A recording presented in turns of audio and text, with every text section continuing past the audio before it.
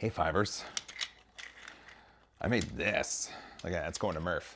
This is the Snow Labs Penguin from Luby 3D. 150% scale, so 150 millimeters tall. It printed like a dream. It looks great. Louise Driggers herself was like, you should bring that to Murph. And I'm like, of course, I'll try to bring this to Murph. This was printed on the Prusa i3 Mark III over there. Let's talk about this for a second. This was interesting, right? We verified. Through trial and error, through testing, through engineering specific goals of testing systems, we verified that the heat break in the Prusa i3 Mark III impacts the printing of HTPLA, at the very least. And you have to wonder, with that added space, right, in the 2.2 millimeter bore of the heat break, could that interrupt maybe TPUs or flexible filaments, or shoot, I don't know.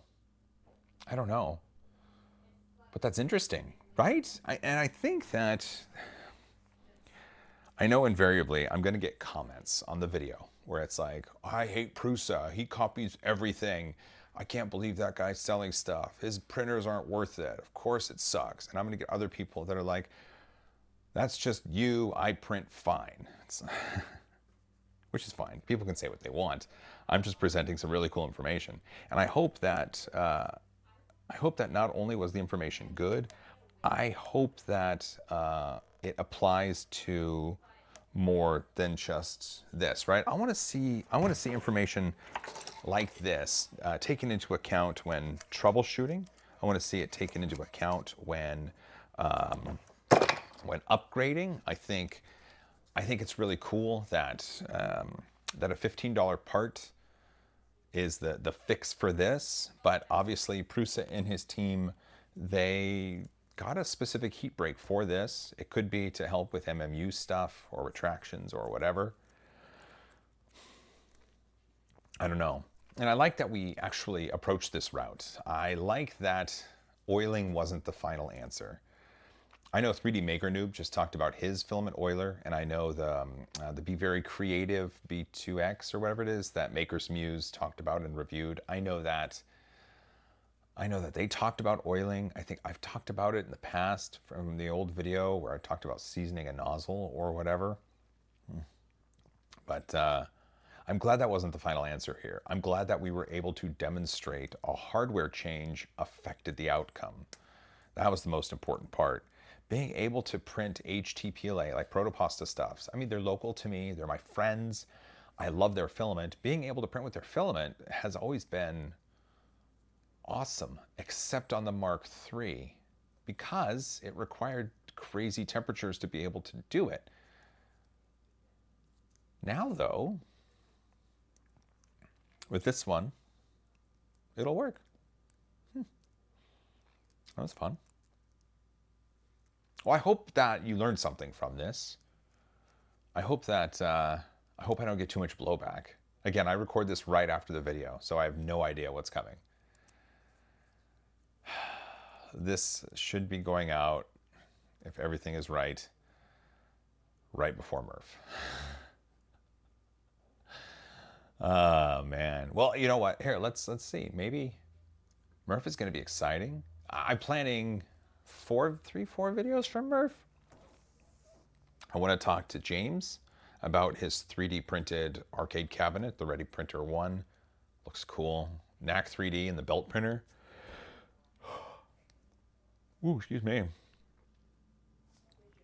Knack 3D and the belt printer. James. Oh, and Jason Preyas in his really cool print that's looks white. It's like the color lithophane. That'd be good. Oh, I also, let me get it. Let me get it.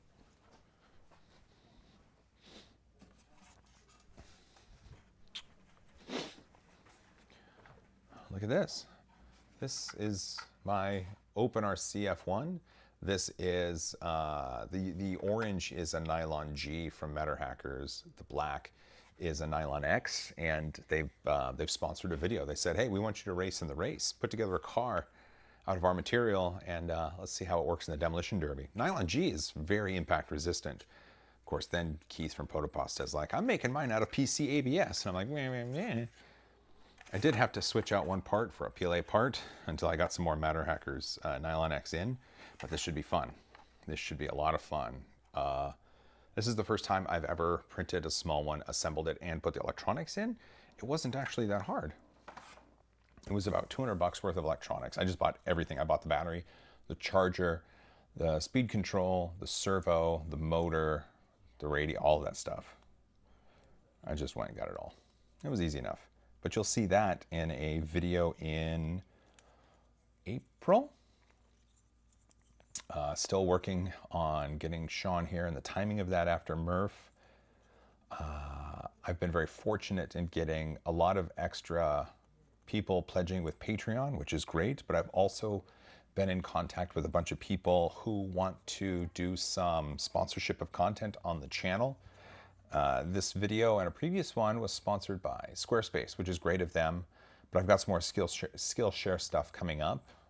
In fact, there are 5 sponsored videos in the month of April.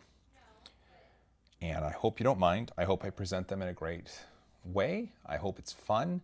And it's those sort of videos along with my Patreon support here that are going to enable myself to keep doing this, along with having a Sean on board. I'm excited. It should be fun. All right, well, hopefully you're seeing this right before the Midwest Rep Rap Festival. That's the goal. Thanks again for your support. I hope you got to see some stuff you liked and you got a little preview of what's to come. I'll see you on the next one. I'm going to take the elevator down.